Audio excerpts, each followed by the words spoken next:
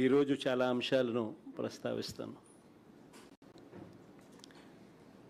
ప్రజలు నిజంగా ఈరోజు తమ బ్రతుకుబండిని నడపడానికి అష్టకష్టాలు పడతా ఉన్న పరిస్థితుల మధ్య ప్రజల బాగోగులను గాలికి వదిలేసి తామిచ్చిన హామీలను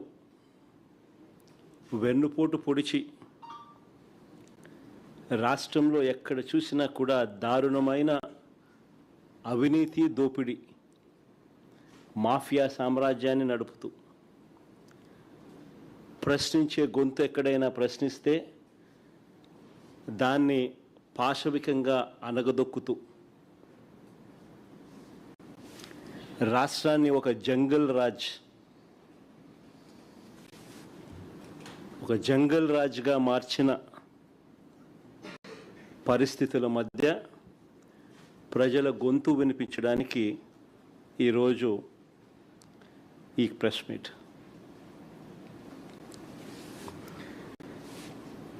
ఈ 2 ఏళ్ళు అవుతా ఉంది దాదాపుగా చంద్రబాబు నాయుడు గారు ప్రభుత్వం ఏర్పడి. ఈ 2 ఏళ్ళగా చంద్రబాబు నాయుడు గారు ప్రజలకు ఫలాని మంచి చేశాను అని చెప్పుకునే పరిస్థితి ఏదీ లేదు. 2 ఏళ్ల ప్రోగ్రెస్ రిపోర్ట్ చూస్తే ఒకే ఒక పాయింట్ మనందరికీ కూడా మళ్ళీ కనిపించే పాయింట్: బాబు షూరిటీ, మోసం గ్యారంటీ. ఇది ఈ 2 ఏళ్ల బాబు పరిపాలన తీరును ఒకసారి గమనిస్తే మళ్ళీ ఒకసారి మనందరికీ కూడా కనిపించే నిజం. ఈ 2 ఏళ్ళగా ప్రజలను తాను వెన్నుపోట్లను పొడుస్తూనే ఉన్నాడు. రాష్ట్రంలో విచ్చలవిడిగా అవినీతి దోపిడీ జరుగుతూనే ఉంది. వీటి అన్నిటి నేపథ్యంలో చంద్రబాబు నాయుడు చేస్తూ ఉన్న రాజకీయాలు ఏమిటి అని అంటే డైవర్షన్ పాలిటిక్స్.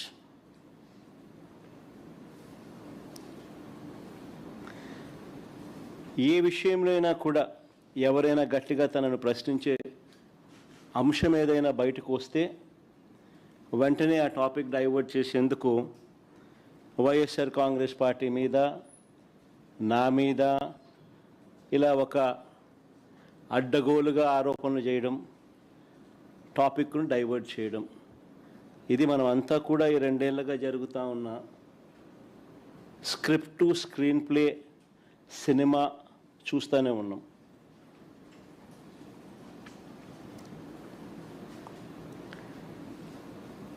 ఈ మధ్యకాలంలో చంద్రబాబు నాయుడు గారికి ఒక అంశం మీద ప్రస్తావన వస్తే చాలు ఆయన బీపీ పెరుగుతూ ఉంది. పొరపాటున చంద్రబాబు నాయుడు గారికి ఎవరైనా కూడా నిద్రలో మావిగన్ అని అన్నారంటే చాలు, బహుశా గుండాకి చనిపోతాడు.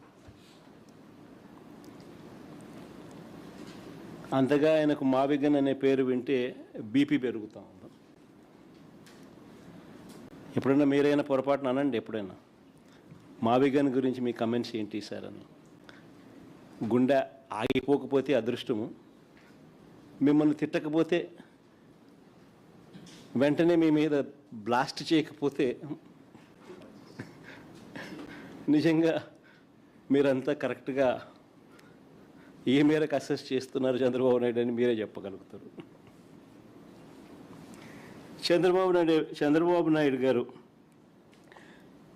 ముఖ్యమంత్రిగా ఉండడం నిజంగా రాష్ట్రం చేసుకున్న దురదృష్టం.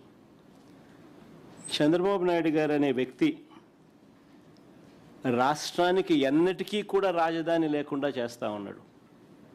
ఇప్పుడు కాదు, రాష్ట్రానికి ఫ్యూచర్లో కూడా రాష్ట్రానికి రాజధాని లేకుండా చేస్తూ ఉన్నాడు.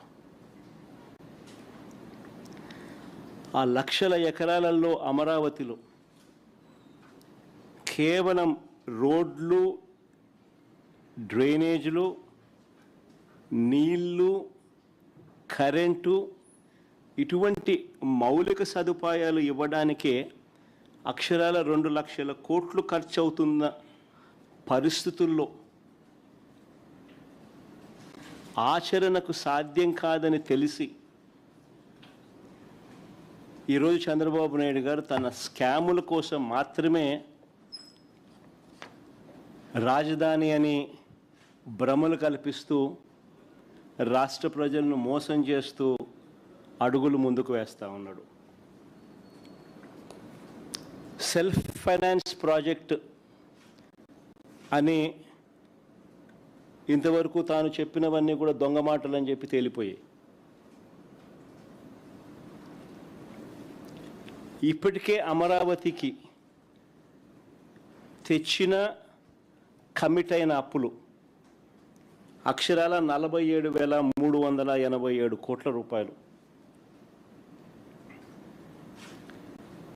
రాష్ట్ర ఖజానా నుంచి అంటే రాష్ట్ర బడ్జెట్ నుంచి మరో 9,200 కోట్లు ఖర్చు చేయబోతా ఉన్నట్టు చూపుతా ఉన్నారు.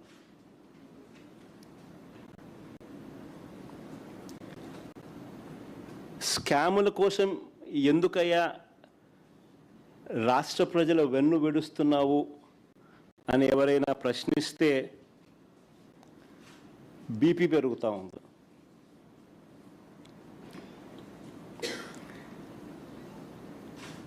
ప్రత్యామ్నాయంగా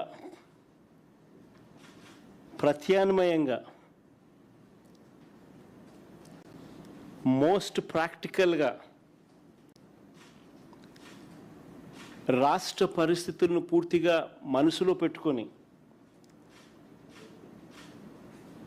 రాష్ట్రానికి ఒక రాజధాని ఉండాలి, రావాలి అన్న ఒక తాపత్రయంతో ప్రత్యామ్నాయంగా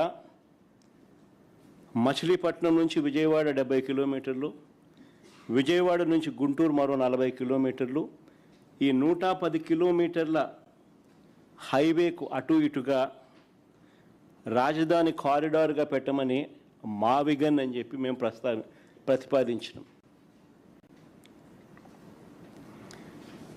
మావిగన్ ప్రాంతంలో ఇప్పటికే మేము మా హయాంలో నాంది పలికిన పోర్టు శరవేగంగా మా హయాంలో పనులు కూడా జరిగాయి. విజయవాడలో ఇంటర్నేషనల్ ఎయిర్పోర్ట్ కనిపిస్తుంది, 3 రైల్వే స్టేషన్లు, 4 నేషనల్ హైవేలు కలుస్తాయి, 9 గవర్నమెంటు ప్రైవేట్ మెడికల్ కాలేజీలు ఉన్నాయి ఈ ప్రాంతంలో, యూనివర్సిటీలు ఉన్నాయి, మరెన్నెన్నో విద్యా సంస్థలు ఉన్నాయి. దాదాపుగా 35-40 లక్షల జనాభా ఇక్కడే ఉన్నారు. అదే అమరావతి అయితే అంత జీరో నుంచి మొదలు పెట్టాల్సి ఉంటుంది అని చెప్పాం.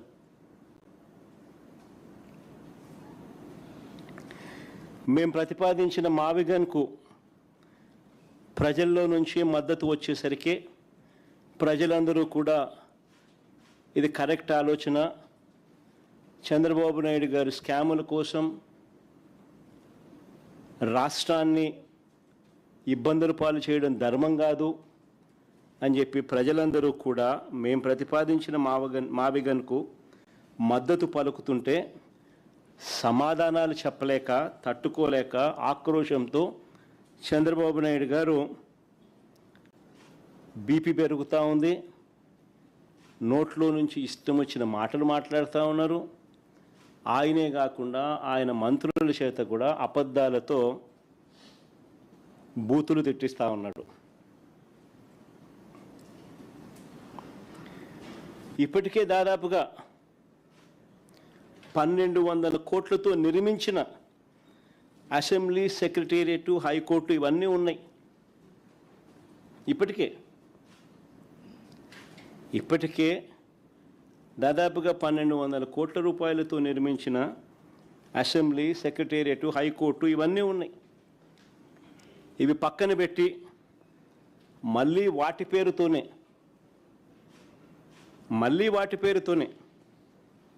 అంటే మళ్ళీ సెక్రటేరియట్, మళ్ళీ అసెంబ్లీ,